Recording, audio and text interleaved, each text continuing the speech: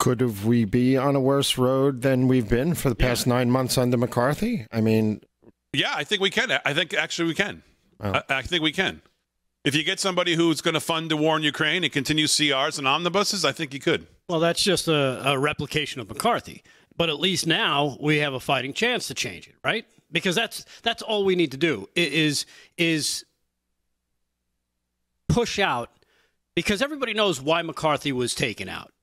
It wasn't because it wasn't. Yeah, Matt Gaetz hates him, but why does he hate him? Because he keeps doing things that conservatives don't want, right?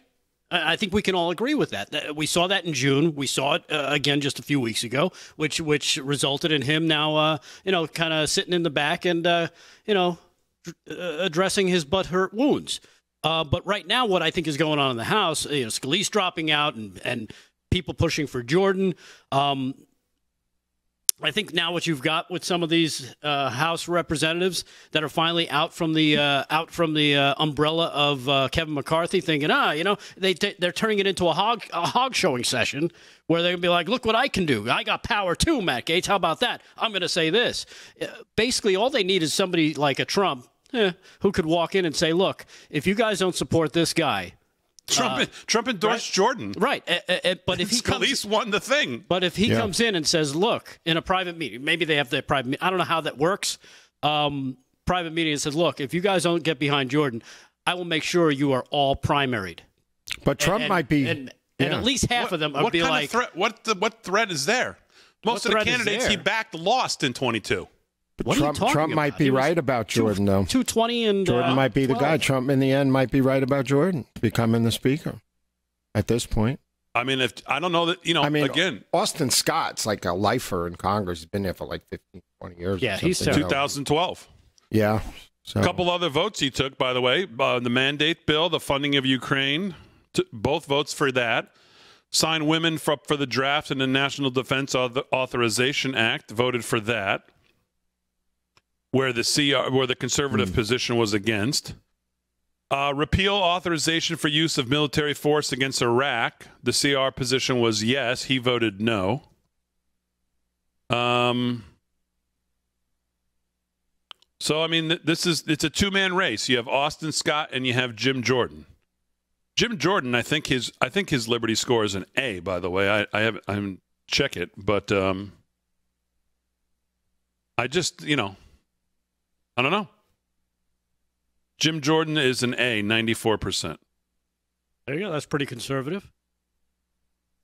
Yep. Jim Jordan's an A. But again, this is the reality of a 4-vote.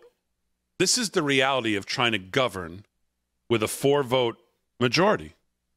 It's just, McCarthy agreed to it.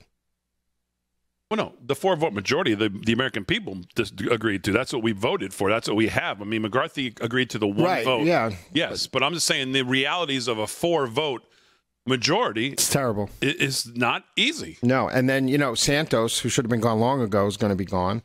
And they're probably going to lose that seat in the 3rd District of New York. That's a good point. Make that so a 3-seat majority.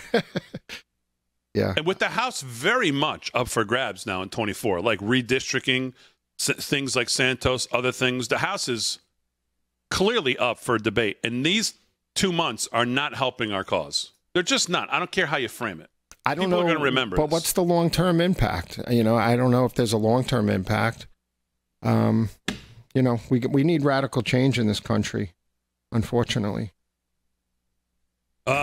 We do. I just don't know how much of it is achievable all at once. It's the same thing as governing with a 4-vote majority. It's like how, there has to be some, has to be some common sense on what you can get done with a 4. Yes, we love this, but realistically right now we can get this. Yeah, I get it. And if we can't even get this, we'll never get to a position where we can achieve all the things we want. It's like we said about going through the federal budget, like with a fine-tooth comb and saying we wanted to fund this.